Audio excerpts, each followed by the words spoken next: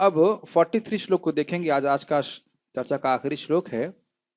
इसमें भगवान बताएंगे बहुत सुंदर बात कि भक्ति का संस्कार किस प्रकार से नष्ट नहीं होता। अब भक्त उस प्रकार का जन्म प्राप्त करके क्या करेगा, देखिए। तत्र तं बुद्धि संयोगम तत्र तं बुद्धि संयोगम लभते पौर्वदैहिकम् लभते पौर्वदैहिकम् लभते पौर्वदेहिकम् लभते पौर्वदैहिकम् यतते च ततो भूयः यतते च ततो भूयः संसिद्धौ कुरु नन्दन। संसिद्धौ कुरु नन्दन। तत्र मतलब वहां, वहां मतलब उस स्थान में जन्म प्राप्त करने के बाद। तम बुद्धि संयोगम, वह तम बुद्धि संयोगम लभते, वह भक्ति की बुद्धि को फिर से प्राप्त करता है, उसका योग के प्रति आकर्षण होता है। मैंने सुना था महाराष्ट्र में एक व्यक्ति जन्म लिया, अपने माता पिता को बोला मेरा जन्म नहीं होना चाहिए था, मैं आपके संग रहने वाला नहीं हूं, और घर छोड़ दिया उसने। तो इस प्रकार से माता पिता को कभी चिंता नहीं करना चाहिए कि भक्त अगर ब्रह्मचारी हो रहे हैं या हो रहा है, उसको बरगलाए नहीं जा रहा है। जो स्वाभाविक रूप से कोई ब्रह्मचर्य पालन करना चाहता है या साधु बनना चाहता है, उसका पिछले जन्म का संस्कार है। ऐसा संस्कार हर लड़के का नहीं होता है, और अगर दबाया जाएगा तो भी वह भाग जाएगा। जैसे मैं एक मेरे स्टूडेंट को जानता हूँ, उसकी जबरदस्ती शादी करा दी गई, तो वो शादी को छोड़ करके भाग गया। तो अब वो सोच रहे हैं कि इस्कॉन वालों ने खराब कर दिया, ये कर दिया, वो कर दिया। नहीं, उसका वह संस्कार नहीं था कि वो शादी करे। समझ रहे हैं मेरी बात? हर व्यक्ति, बहुत गंभीर बात है, इस्कॉन में हम हर भक्त को देख रहे हैं, लेकिन हर भक्त एक ही जन्म से भक्ति नहीं कर रहा है। ये बात आप समझते हो? तो कौन व्यक्ति, अगर कोई व्यक्ति बहुत उन्नत है भक्ति में, तो जरूरी नहीं कि वो घर गृहस्थी में फंस करके, घर में भी तो भक्ति हो सकती है। एक बार एक माता जी थी, हम प्रसाद ले रहे थे कृष्ण हॉल में, उनका लड़का ब्रह्मचारी हो गया है पुणे में, तो वह भी थी। तो बोली अरे घर में भी तो भक्ति हो सकती है, ऐसे ज्वाइन करने की क्या जरूरत है? तो हमने कहा, मैंने पूछा हाँ लेकिन कितनी? घर गृहस्थी में भक्ति हो सकती है, लेकिन झगड़े टंटे भी तो होते हैं कि नहीं होते? हाँ, और आप कितना कर पा रही हो, ये मैंने प्रश्न किया, आप कितना कर पा रही हो? 16 माला हो जाए, यही बहुत बड़ी बात है। अब 3 घंटे कहाँ बैठ, हम आराम से बैठ के पढ़ रहे हैं कि नहीं? बाकी सब लोग तो खाली क्वारंटाइन में फंसे पड़े हैं। तो क्वारंटाइन हमारा भी है, लेकिन क्वारंटाइन में हम कृष्ण का संग कर रहे हैं, कृष्णा टाइम कह सकते हैं। कृष्ण का संग कर रहे हैं, कृष्ण भक्ति कर रहे हैं बिना चिंता के। तो किसी भी व्यक्ति को दबाना नहीं चाहिए। जो गृहस्थ बनना चाहता है उसे फंसा दीजिए, वहां कोई दिक्कत नहीं, उसकी बुद्धि वैसे ही है। लेकिन जो इस प्रकार से केवल भगवान की भक्ति करना चाहता है, उसका प्रोत्साहन नहीं करना चाहिए। माता पिता को समझना चाहिए, एक भी भक्त, एक भी लड़का सन्यासी ऐसा ब्रह्मचारी कोई हो गया तो कितनी पीढ़ियों का उद्धार कर देता है। तो इसलिए इस प्रकार से ये समझना चाहिए, तत्रतम बुद्धि संयोगम लभते पौर्वदेहिकम। जो पूर्व की देह में उसने भक्ति किया है, संस्कार है योग का, वही उसको फिर से प्राप्त हो रहा है। किसकी कृपा से? ये बात समझ में आ रही है कि भगवान की कृपा हो रही है योगियों के ऊपर। स्पष्ट समझ में आ रहा है ना? तो ये कोई भगवान यहाँ पे क्या कहते हैं उसको, नियम नहीं देख रहे, तुमने इतना पुण्य किया है तो मैं इतना कृपा करूंगा, नहीं, कृपा मिलती ही जा रही है। भोग भी प्राप्त हो गए उसको, और अब वह पूर्व के देह से की गई भक्ति को याद करके आगे बढ़ता है। तो इसीलिए इस जगत के व्यर्थ के कार्य में समय नहीं व्यर्थ व्यर्थ करना चाहिए। हम लोग कई बार, जैसे मान लीजिए यहाँ पे एक प्रवचन हो रहा है, तो नहीं आने के हम बहुत सारे बहाने ढूंढ सकते हैं, और आने का एकमात्र बहाना है कि भगवान कृष्ण की प्रसन्नता के लिए मैं इसे करूंगा, और ये संस्कार मेरे लिए हमेशा के लिए बना रहेगा। लेकिन ऐसी बुद्धि सबकी नहीं होती, नहीं होती है ना? नहीं होती। अगर उनकी नहीं होती है तो ना हो। मेरी बात समझ रहे हैं? मुझे उससे मतलब नहीं। जैसे मान लीजिए यहाँ पे 3-4 भक्त होते तो भी हम प्रवचन करते, चर्चा करते, क्योंकि हम भगवान को प्रसन्न करते। इससे अधिक भक्त आए हैं तो और अच्छी बात है। पढ़िए। हाँ सॉरी, आगे बढ़ते हैं। यतते च ततो भूय, भूया मतलब फिर से पुनः वह यत्न करना शुरू करता है। संसिद्धौ कुरुनंदना, और इस प्रकार हे कुरुनंदन, कुरुओं को प्रसन्न करने वाले, हे कुरुपुत्र, तुम समझो कि वह फिर समसिद्धि को प्राप्त करेगा। तो आप समझ रहे हैं कि एक बार भक्ति शुरू कर दिया तो वे भक्ति का प्रोसेस कभी रुकता नहीं है। आगे पढ़ते हैं, ये आखिरी श्लोक है आपकी प्रसन्नता के लिए। हे कुरुनंदन, ऐसा जन्म पाकर वह अपने पूर्व जन्म की दैवी चेतना को पुनः प्राप्त करता है और पूर्ण सफलता प्राप्त करने के उद्देश्य से वह आगे उन्नति करने का प्रयास करता है। भक्ति में 9 स्टेजेस होती हैं। पहला स्टेज है श्रद्धा, साधु संग, अनर्थ निवृत्ति, सॉरी भजन क्रिया, अनर्थ निवृत्ति, निष्ठा। तो अनर्थ निवृत्ति में मैं समझा रहा था भक्तों को, कभी अच्छा लगता है कभी नहीं अच्छा लगता है। तो आप सोच रहे हो बड़ा संघर्ष हो रहा है प्रभु जी, बड़ा संघर्ष हो रहा है, लेकिन इस संघर्ष को करते करते करते करते हम लोग किधर जा रहे हैं? निष्ठा की तरफ पहुंच रहे हैं। और निष्ठा का मतलब क्या है? अब रोज करना बड़ा अच्छा लगता है, मन को संयम करने में कोई कठिनाई नहीं होती। सोचिए, जीवन में पहली बार अगर आपने इस 3 घंटे की गीता क्लास सुनी होती तो आप शायद इस्कॉन के कार्यक्रम में दोबारा कभी नहीं आते। नहीं तो पका देते हैं लोग तो, है कि नहीं? और अब मैं कहूं कि कल अगर फिर से आना है तो मुझे लगता है कि कोई कठिनाई ऐसा अनुभव नहीं, ठीक है कल आज कोई दिक्कत नहीं है, ऐसे प्रसाद तो हो ही गया, क्या करना। तो अब देख रहे हैं कि यह है हमारे हृदय में भगवान की भक्ति को, भगवान को सुनने का टेस्ट बढ़ रहा है कि नहीं बढ़ रहा? कल भी हमने 2-3 दिन से, कितने दिन से कर रहे हैं हम लोग? 4-5 दिन से रोज हम 3 घंटा कीर्तन कथा चल रही है और भक्तों को कोई असुविधा नहीं हो रही। कोई असुविधा हो रही है? नहीं हो रही है। तब देख रहे हैं कि यहाँ हमारे टेस्ट भगवान के बारे में सुनने का आग्रह है वह बढ़ रहा है। तो ऐसे करते करते जब हम, अगर मान लीजिए इस मृत्यु के समय निष्ठा के पास भी पहुंच गए, तो अगले जन्म में यह प्रश्न नहीं करेंगे कि प्रभु जी जब में मन नहीं लगता है। ये प्रश्न आपका नहीं आएगा कभी। जब बहुत अच्छा है, क्या दिक्कत है? जब भी जब करते हैं बहुत अच्छा लगता है। तो यह कोई कठिनाई वहां पे वह भक्त अनुभव नहीं करेगा। देखिए, यह दिक्कतें जब आदमी पूछता है ना कब प्राप्ति होगी भक्ति की, ये वो तभी है क्योंकि इसलिए थोड़ा संघर्ष करना पड़ रहा है। अगर आपको जब करना अच्छा लगने लग जाए, गीता भागवत में रुचि हो, तो आप कभी भी पहुंच जाए, क्या दिक्कत है? इस जन्म में पहुंचे, अगले जन्म में पहुंचे, अगले वाले में पहुंच जाए, से क्या फर्क पड़ता है? मेरी बात समझ में आ रही है? जैसे आपने देखा होगा जब हम प्रसाद पाते हैं तो कहाँ घड़ी देखते हैं, है कि नहीं?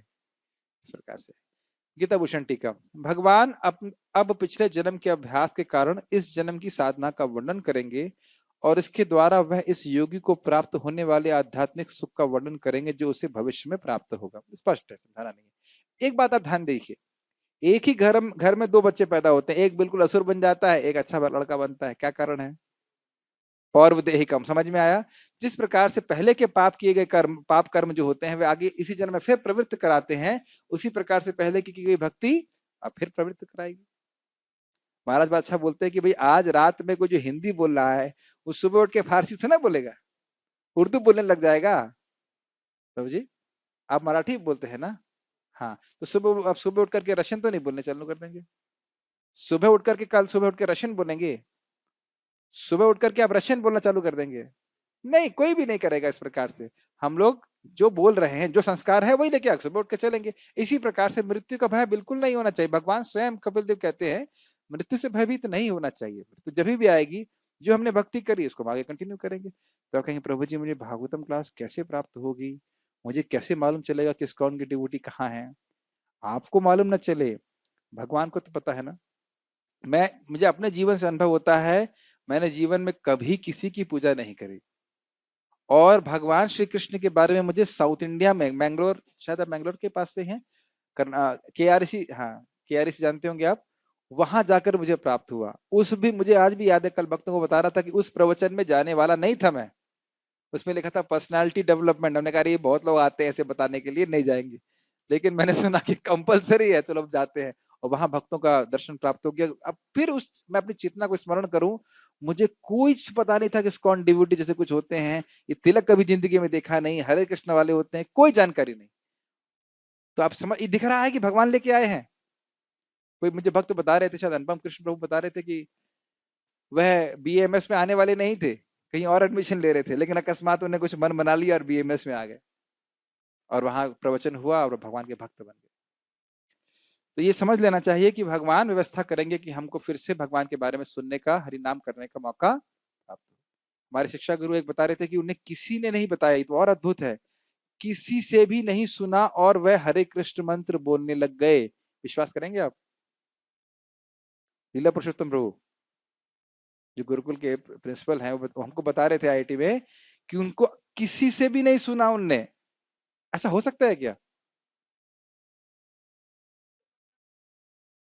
उन्होंने कहा कि देखिए, अब मेरी बात समझिए, वो हमसे कोई झूठ नहीं बोले, बहुत क्लोज ग्रुप था, बोले हमने किसी से नहीं सुना, और हरे कृष्ण मंत्र करने लगे। मेरे गुरु महाराज जी को गंगा जी से हरे कृष्ण मंत्र प्राप्त हो गया, पता है वो बात? जब वो एक लड़के थे और वो गंगा जी के तट पे ध्यान कर रहे थे, और अकस्मात गंगा जी से उनको हरे कृष्ण मंत्र सुनाई पड़ा। ये बहुत दिव्य प्रोसेस है। हाँ, कोई बात नहीं, लेकिन तो भक्तों के संग में हर व्यक्ति के पास समय होता है, हर हर हर व्यक्ति का समय होता है। भगवान, जो व्यक्ति भक्ति किया है उसको बस भगवान लेके आएंगे। आप लोग एक जन्म से भक्ति नहीं कर रहे हैं, कंटिन्यू कर रहे हैं। प्रभुपाद जिसको बोलते हैं भक्ति इज अ कंटिन्यूअस प्रोसेस, भक्ति एक सतत प्रक्रिया है। ठीक है। इन दोनों प्रकार के जन्मों में वह अपने पिछले जन्म की स्थिति को प्राप्त करता है, और अपनी बुद्धि के द्वारा वह योगी अपनी आत्मा और परमात्मा से संबंध स्थापित कर लेता है। ये तो स्पष्ट है, भक्ति में को फिर आगे बढ़ता है। वह आत्मा और परमात्मा को अपने शुद्ध हृदय में प्राप्त करने के लिए और अधिक प्रयास करता है, ताकि वह पुनः गिरने ना पाए, जैसे मानो कोई नींद से जाग गया हो। मैंने यही बात बोला था ना, कि नींद से जागने के बाद व्यक्ति फिर अपने कार्यों को करता है जो उसने पहले किए थे, कल किए थे। नींद में कुछ भी कार्य करे, नींद में हम कुछ भी सपना देख सकते हैं। मैं सपना देख रहा था कि मेरे घर वाले मुझे जबरदस्ती पीएचडी करा रहे हैं, फिर नौकरी करवा रहे हैं।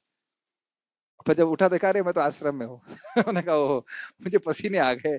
कई स्वप्न था। तो इसी प्रकार से कोई भक्त भक्ति छोड़ दे और स्वर्ग में चला जाए तो स्वप्न मात्र है, उसके बाद फिर वो उठेगा, और उसके बाद देखे अरे मुझे फिर भक्ति करनी। आप सभी लोगों के जीवन में अनुभव हुआ कि जब आपने पहली बार प्रवचन सुना तो ये विश्वास हुआ कि ये सही बोल रहे हैं, या कुछ ना कुछ डाउट था, नहीं ये सही बोल रहे हैं कि गलत बोल रहे हैं। ये नहीं कह सकते कि सब कुछ समझ में आ रहा था, लेकिन ये विश्वास, एटलीस्ट मैंने देखा था, मुझे सहज विश्वास हो गया था ये लोग सही बोल रहे हैं। एकदम क्लिक कर गया, अरे हम शरीर नहीं है, हम आत्मा है। एकदम क्लिक कर गया। और हम उसमें 400 लोग थे, तो इन 400 में से केवल 2 ही लोगों को, उस दूसरे वक्त को थोड़ा सा क्लिक किया, थोड़ा सा नहीं क्लिक किया। ये मुझे एकदम क्लिक कर गया कि नहीं, ये सही बोल रहे हैं। तो प्लीज ये समझ में आ रहा है ना, भगवान की व्यवस्था है। तो उस भगवान की व्यवस्था में नदी में बह जाइए, अब खूब भक्ति करिए जम करके, अगला जन्म भी अगर हो कदाचित, तो फिर हम आगे भक्ति ठीक से कर सकें। तात्पर्य पढ़िए, कुणाल प्रभु पढ़िए। एक बात मैं बताना चाहता हूँ, ये चक्रवर्ती पाद बोलते हैं टीका में, कि भक्त का जन्म कर्म के अनुसार नहीं होता है, भगवान की व्यवस्था के अनुसार होता है, ताकि वह भगवान की प्रेम भक्ति को, परफेक्शन को प्राप्त कर सके। कोई भी भक्त, उसका जन्म जो है वह कर्म कर्म अनुसार नहीं होगा। कोई दुख आ रहा है अपराध के कारण, और जो सुख आ रहा है वह भक्ति के कारण, वह कर्म के अनुसार बिल्कुल नहीं होता है। मैं कई बार बोल चुका हूं, कर्म कैसा देते हैं भगवान, जैसे रेशम के धागे को जला दीजिए तो उसका एक आभास मात्र होता है, लेकिन करेंगे तो उड़ जाएगा। तो कर्माभास भक्त को प्राप्त होता है, न कि कर्म।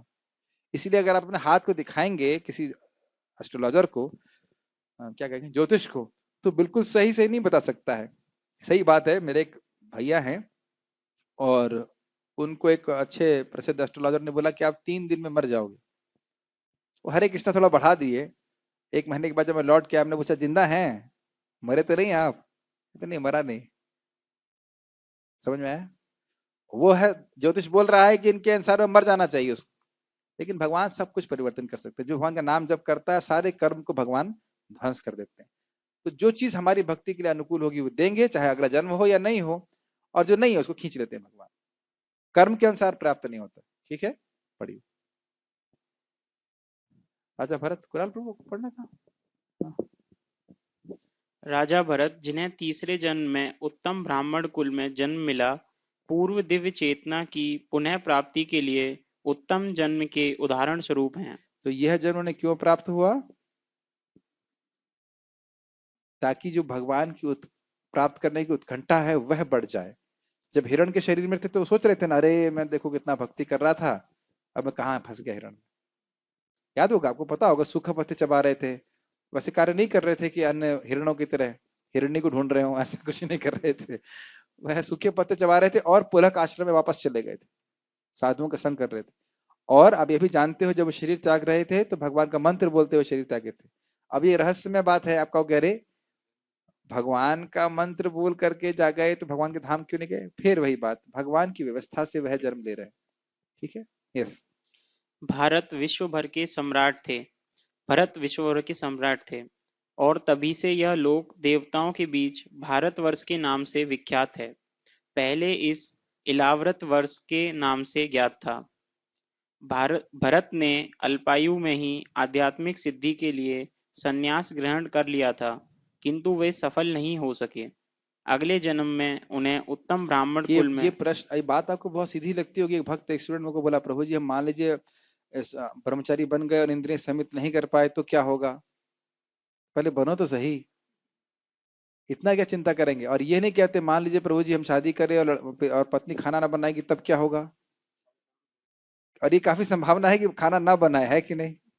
या झगड़ा करे, या बच्चे जो पैदा हो जाए वो एक भी ना सुने, सब असुर पैदा हो जाएं, ये संभावना भी तो हो सकती है। तो वहां कोई चिंता नहीं होती कि ऐसा हो जाएगा तो क्या होगा। यहाँ बस सोचना है इंद्रिय संयमित नहीं हो पाएंगी तो क्या होगा। अरे पकड़ने के लिए भक्त है कि नहीं? ठीक है। यस। अगले जन्म में उन्हें उत्तम ब्राह्मण कुल में जन्म लेना पड़ा और वे जड़ भरत कहलाए, क्योंकि वे एकांतवास करते थे तथा किसी से बोलते न थे। बाद एक में बात है, भक्त ने विरोध कहा, विरोध पे कह रहे थे कि जड़ भरत क्यों नहीं बोलते थे? तो वो कह रहे थे कि इसलिए सोचते थे कि कहीं कबूतर कबूतर बोल दिया और उस समय मृत्यु हो गई तो कबूतर बन जाऊंगा। अभी ये भागवत में तो पढ़ा नहीं है, लेकिन ये एक तो एक विनोद की बात है कि कह रहे थे कि इसलिए वो कुछ बोलते ही नहीं थे भगवान के अलावा, कि कहीं बोल दिया और उस समय मैं मर गया तो भगवान वैसा जन्म प्राप्त हो जाएगा, इसलिए कुछ बोलते नहीं थे। यस। बाद में राजा रहुगण ने इन्हें महानतम योगी के रूप में पाया। उनके जीवन से यह पता चलता है कि दिव्य प्रयास अथवा योगाभ्यास कभी व्यर्थ नहीं जाता। बहुत सुंदर बात है। भूरिजन प्रभु अपने जपा बुक में बताते हैं कि ध्यान पूर्वक जप करना तो दूर की बात है, आप खाली ध्यान पूर्वक करने का प्रयास कर रहे हो तो यह भी आपके जीवन की सफलता है। बहुत सुंदर मुझे लगा, मतलब उतने श्रद्धा से वह बोल रहे हैं, आप खाली प्रयास कर रहे हो। ये प्रयास क्या होता है? नामाभास। यदा भासोप्युद्यन कवलित भवध्वांत विभवो दृशाम तत्वान्धानाम अपि दिशति भक्ति प्रणयिनी। श्रील रूप गोस्वामी पाद कहते हैं कि इसको नामाभास कहते हैं कि व्यक्ति प्रयास कर रहा है, तो प्रयास करने मात्र से भवध्वांत विभव, वो व्यक्ति मुक्त हो जाता है, वो जगत का नहीं रहता है। और भले ही उसे प्रेम भक्ति प्राप्त नहीं है, लेकिन तत्व न जानते हुए भी दिशति भक्ति प्रणयिनी, भगवान की प्रेम भक्ति क्या है उसको दूर से दिखने लगता है। ये भगवान के नामाभास की महिमा है, बहुत सुंदर है। तो ये प्रयास भक्त का रहना चाहिए, कम से कम जगह तो रहे जब में। ठीक है। और वह सुनने का प्रयास करे। यस। भगवत कृपा से योगी को कृष्ण भावनामृत में पूर्ण सिद्धि प्राप्त करने के बारंबार सुयोग प्राप्त होते रहते ये हैं। हम बात कर रहे थे ना कि कैसे प्राप्त होंगे, भगवान की कृपा से। और भगवान, अच्छी बात भक्त बोलते हैं, आप अपना कर्तव्य कीजिए, प्रयास करना भक्त का कर्तव्य है, कृपा करना भगवान का कर्तव्य है। और भगवान को अपना कर्तव्य करने में कभी चूकते हैं? कभी नहीं चूकते। तो इस प्रकार से भगवान की कृपा अभिलाषी होकर के हमें भगवान की भक्ति करना चाहिए। कोई प्रश्न है यहाँ पे आप तक इस संबंध में? तो पूर्व जन्म के जो अभ्यास है उसी का हम आगे करते। एक सुंदर घटना बताऊंगा आपको, कुछ लोगों को पता है कि नहीं। परम पूज्य राधा गोविंद महाराज के बारे में वृंदावन चंद महाराज बता रहे थे कि वो गांव में थे और बहुत शायद 9वीं या 10वीं में पढ़ते थे, और वो अपने घर में छत पे बैठ के हरे कृष्ण मंत्र जप कर रहे थे। और एकदम वो अंतर्हित उनका चित्त हो रहा था, बाहर से बिल्कुल वह भूल रहे थे बाहर की दुनिया क्या है, और आंखों में आंसू आ रहा था। तो उनके पिताजी जो है घबरा गए और बोल रहे थे कुछ, अवधि में बोले, बिहारी में बोले कि क्या कुछ तकलीफ है? तो वो बाह्य चेतना में आए, वो कहते नहीं नहीं नहीं। तो आप देख सकते हैं जैसे महाराज जी के हम प्रवचन सुनते हैं, इतना सुंदर लगता है, इतना अच्छा लगता है। 9वीं 10वीं में कोई दीक्षा नहीं, कोई कुछ नहीं, और इतना नाम में आवेश। तो समझ में आता है कि पिछले जन्म का भक्ति है, कोई जन्म की भक्ति नहीं होती। तो कभी हमको निरुत्साहित नहीं होना चाहिए, देखो इनका तो कितना भक्ति में रुचि है, मेरी तो है ही नहीं। डिपेंड नहीं करता है कि हम कहाँ पे किस तरह से शुरू कर रहे हैं। हमें कभी द्वेष नहीं करना चाहिए, जो हमसे श्रेष्ठ हैं उनका सम्मान करना चाहिए, उनका संग प्राप्ति की इच्छा होनी चाहिए। यह उनके पहले जन्म का अभ्यास है। अब मैं इस जन्म से शुरू कर रहा हूं तो मेरे लिए भी खूब अवकाश है भक्ति करने का। ठीक है। कोई प्रश्न? तो हम लोग स्टॉप